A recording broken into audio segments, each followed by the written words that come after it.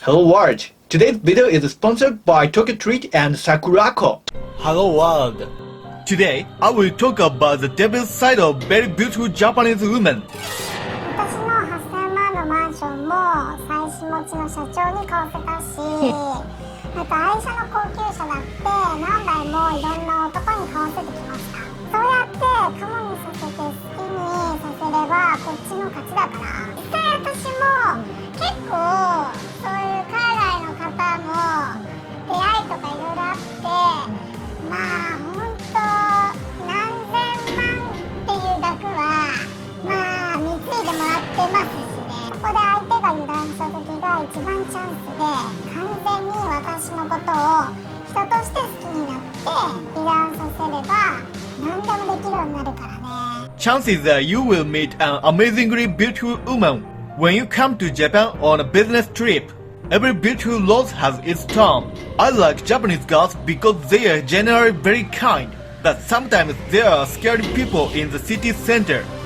So please enjoy the video until the end. Especially you rich people, be careful. Tokyo Treat. You will get up to 20 of the latest most exclusive limited edition and seasonable flavors Japanese snacks, which is only available in Japan for limited times, like Sakura Pepsi, Japanese Sake Kit Kats, and many more. This month Tokyo Treat sale New Year snacking party. Let's celebrate the New Year with this amazing snack box. In Japan, people have been celebrated happy times by cooking sekihan for a long time. Red beans and white mochi, so that red and white is so festive. Oh, good smell. Delicious. This is also congratulatory taiyaki. I love taiyaki so much. It's cute. Yummy. Sakurako. You will receive 20 traditional and authentic Japanese artisan snack items, including Japanese teas and one special Japanese tableware with your box every month. This month's Sakurako kitchenware is Neko Furoshiki. It's so cute, Maneki Neko. Sakurako helps in partnering with local Japanese snack makers to continue to share Japanese culture and traditions that have been passed down for over 100 years. This month's Sakurako theme, New Year's in Hiroshima, Itsukushima Jinja, yay. Nothing could make me happier than to be able to eat Hiroshima snacks at the beginning of the new year. Hey, I can feel the strong love for Miyajima from this box. I love this place too. Miyajima Cocoa Cookie. Yummy. Maneki Neko snacks. These containers are so cute. I don't want to tear them up. Oh, cute cat.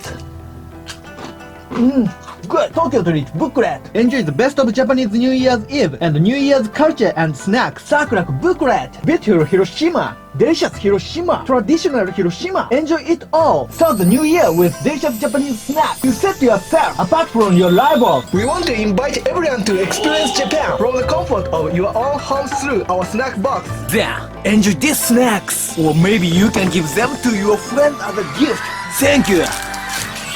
And what a deal! Enter the code Yuki on the first order. View the link in the bill overview section and you'll get $5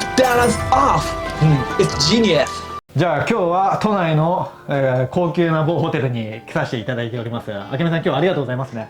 はい。ありがとうございます。今日は美しい悪魔と言われているあけみさんにインタビューさせていただきます。はい、あけみさんよろしくお願いします。よろしくお願いします。ちなみにあけみさんって今おいくつでいらっしゃるんですか？今28です。あ、28歳なんですね。あけみさんってものすごい富を築かれてるって話なんですけど、ちなみにお仕事ってどんなことされてたりしますか？仕事か、ハローワークとかにあるような職種じゃないから一言で言うのは難しいかも。なるほどなるほど。それに自分一人でやってるからイメージ的にはキャバ嬢みたいに男性と話してお金をもらうようなことを個人でしてるって感じ。なるほどなるほど、そんな感じなんですね。じゃあやっぱ一言で言うと今時で言うとパパ活って感じなんですかね？まあカテゴライズされるとしたらそうなんだけど、パパ活してる大して稼げないレベルの低い女と同じカテゴリーに入るのってすごい寒気がするんで、あえてその言葉は使わないようにしてますね。なるほど。なかなかちょっとプライドが高くて素敵なところもやっぱあるんですけど、確かにでもパパ活って聞くと今時だったら本当にそこら辺の歌舞伎町とかの10代の女の子でもやってて結構稼いでるってイメージありますからね。そこと一番一緒にされたくない。そっかそっか。そういう低いガキって大した美貌もないくせになんか地雷系メイクでごまかして汚い親父とやって3万とか5万とかも塗ってるんでしょ、そんな誰でもできるようななんかレベルの低い女と同じカテゴリーに出会えるからパパ活って言葉が嫌いなんです。ああ、ちょっとそれちょっとごめんなさい、すいません。なんかそれに私は簡単にはやらせないから、ああ、やっぱそれは失礼しました。やっぱさ、東横キッズとかやっぱ世間知らずの田舎から出てきたなんかガキとかがやっぱホストやメンコに貢ぐためにパパ活してるような子もいれば、やっぱお上品で銀座のホステスとかそういう中でもトップクラスの見た目をしたやっぱ明美さんとかプロフェッショナルの会話で最高の癒しをおじさま方に与えてお金を稼いでるっていうことでは、確かにそういうプロフェッショナルの方と同じカテゴリーに入れちゃいけませんよね。そういうことです、私は基本的にそういうただ若い女の子にお金を払ってホテルに行ければいいと思ってる下品な親父は対象としてないんで、なるほど。基本的に私は年収3000万以下は相手にしてませんから。あ、マジですか。年収3000万以下がもう足切り NG ってことで。はい、私はそういうお金のない男には一切興味がありません。年収1000万以下にはもう人権がないと思ってるタイプなんで、マジか。もう無論それら負担は口にはしませんが、本音を寄せてもらえば基本そうです。そうなんですね。これめっちゃ怖いですね。ああ、マジか。でも年収1000万っていうのでも多分人口の 5% とか 4.9% とか 5% にも満たないはずなんですけど、年収3000万って言ったらもっと低いじゃないですか。全然いなくないですか。そうですね、割合で言えば 0.3% くらいですね。ただそれって人口比率ですよね。人口分布で言えば六本木とか麻布とか入ればそんな男もいるし、そういう人たちだけのマッチングとか結婚の会とか頭使えばいくらでも機会はあります。なるほどなるほど。じゃあ港区女子的な感じなんですね。まあ港区女子って言葉もね、基本的にめちゃくちゃブスが多いのに金持ちが群がってるイメージで、30になったら負けて消えてくだけの女って印象も強いから、そんなに好きじゃないけど、カテゴリーで言えばそれのトップクラスでしょうね。ああ、なるほどなるほど。確かにそうですよね。港区女子っていうのも幅広いし、明美さんみたいなトップクラスの美貌を持たれてトーク力もものすごい方もやっぱいらっしゃると思うんですけど、特にその中でももう優れた美貌を明美さんは持ってると思うんですけど、その港区女子の連中よりも特に優れていると思う部分ってどんな部分でしょうかね。基本的には全てにおいて上回ってるとは思います。ですが港区女子って聞くとすごくお金が大好きでがめついイメージありません？めっちゃそんなイメージありますね。確かに全然可愛くないって言いますよね。なんか自分で全然なんか筋トレしたりジム行ったりなんか自分磨きとか頑張ってない割に、しかもそれでいてなんかビジネスとかをたくさん学んで自分で稼げる技術とかを身につけてるわけでもないのに、相手には高スペックで高年収でお金とかをたくさん求めてるなんか甘いような女子たちの集まりっていうイメージがあって、確かにそれだと一緒にされたくないし、それじゃないからこそここまで這い上がってきたっていう感じではありますもんね。はい、まさにそんな感じ、そんな可愛くなくて頭も悪くて努力もしないで、女というだけで金をむしり取れるって考えてるマインドが甘いし論外ですよね。論外ですね。それは10代20代で若ければナンパされたり、会社やマッチングアプリでも有利になるしおごってもらえるけど、それを当たり前と思いすぎ、それはそこらのおっさんにはモテるかもしれないけど、金持ちにも使えると思ったら大間違い。おー、さすが。金持ちはあんたらの何倍も努力して稼いできて若くていい女と遊びたいだけなのに、なんであんたらみたいなブスで中途半端な、金にがめついだけの女と遊ぶのって感じじゃん。確かにそうですね。それに何の気遣いもできないで相手の癒しにもならないくせに金だけは狙ってるでしょ。そうっすね。そんな連中が何百人何千人と港区女子として群がってたらうざいですよね。そうっすね。だからその通りっすよ。よくなんかまとめてくださったし、多分港区で働いてる社長さん方連中の心をなんか代弁していただいたような感じするし、もう確かにその通りだと思いましたね。もうそういう金だけしか見てないやつって一般人の僕からしても全く魅力的には映らないわけですよね。なんかそういう系の女子って前提条件として男に金出してもらうのが当たり前だし、もうおごってくれるのが当たり前で、もう会計の時に財布すらもう出そうとしないじゃないですか。なんか私たち女の子だから女が男のために時間作ってあげてるんだから、もうお前らはもう金を出すのが仕事が当たり前だろみたいな感じしてるやつって、もう普通に恋人とかそういうデートとか以前に友達としてもまずそういうのって論外じゃないですか。この人間関係ができてからこその話だと思うんで。本当にそう。男はその女に対しておごりたいからおごってるだけであって、どうしようもなく金にたかって男がおごるのが当たり前だと思って会計の時に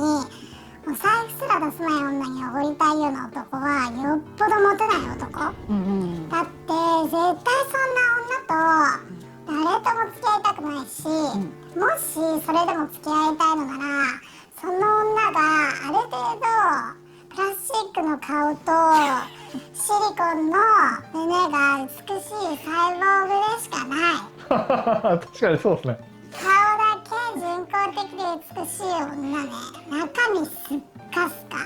ああ、そうですよね。ターミネーターぐらいしか思い浮かばないですよね、そういう時って。なんかそういう本当になんか金にしか興味がない心が全くスカスカでサイボーグで胸だけなんかシリコンで美しい女っていうのはさ、大体その仮想通貨詐欺とかで儲けてドバイとかでなんか逃げながら暮らしてるようなもう心がない連中とか、本当オレオレ詐欺で儲けたようななんかその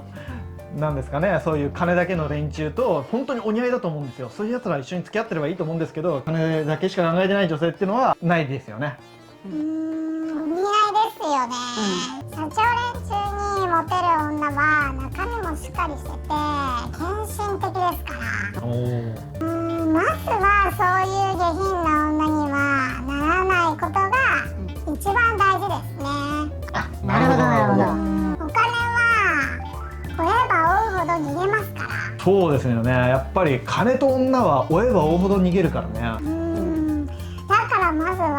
会った1日目とか全くお金の話とかしないし、高いものを要求したりもしない、この子は俺の中身を気になってくれていて、俺のことを本当に考えてくれて一緒にいることが楽しいって思わせることが大事、そこの人間関係を作ってから初めて次に行ける、これで体の関係もすぐに作らない、これもテストっていう。すぐにやらせたら男は満足して次に行く。なるほど。どんなにいい感じになっても、ハグとかそれくらいでしのぐ技術が必要、嫌われないで相手に好意と期待を持たせるような技術ってすごく奥が深くて難しいの。これを身につけるだけで何億って稼げるようになるから。なるほど、すっごい奥が深い技術なんですね。確かにやっぱ若くて可愛くて体だけいけますっていう感じだったら、それはやっぱ誰でも若ければもう通用してしまうけど、やっぱり相手の心の奥底まで満足させて本当に相手を心から癒すんだけど、相手がやっぱ完璧に満足できないもどかしさを残しつつ、次また会ったらもしかしたらチャンスがあるんじゃないかって思わせるような、なんだろう、その微妙な技術っていうのはもうものすごい価値が高いものであって、次回予告じゃないけどさ、そこまで持ってくっていうのが本当に大変なことだってことですもんね。ほんとその通り、すぐに股を開いたらそこで負け、そこで5万10万取ってもそれっきりだから、私みたいに本当にできる女になればそれくらい一緒に食事に行くだけで稼げるから。あ、もう飯に行くだけで金稼げるようになるってことなんですね。そんなん基本でしょ。へえ。そういう社長とかパパを量産して、もう月各自に2とか4回とか決めて会って稼いでいけばいいんだから、ことを月に3回会えればそれだけで150でしょ。そうやって単価の高い男を大量に虜にしていけばいいの。飯に1回一緒に行くだけで50万くれるようなパパっていうか、まあ、社長というかさ、そんなんいるんすね。僕の友達の企業の子が言ってたんだけど、その子がなんか普段パパと会ってで外でホテルとか一緒に行ってなんかデートしてで7万とかもらえるけど、でもなんか12月とか6月のボーナスの月だけなんか15万とかもらえて奮発してなんかそれ自慢してたんだけど、俺それ見てすげえと思ったんだけど、でもただ普通に飯に行くだけで50万とかもらえちゃったりするんですよね。そこからはさらに相手と親密になってキスくらいはするかもしれないけど、それ以上はなかなか行かないようにする。たまに寝ることはあるけど、それは完全に心まで自分に依存させてからね。もうメッセージでも一人一人にベタベタに惚れさせて特別感を演出させてあげるの。時々相手の需要に合わせて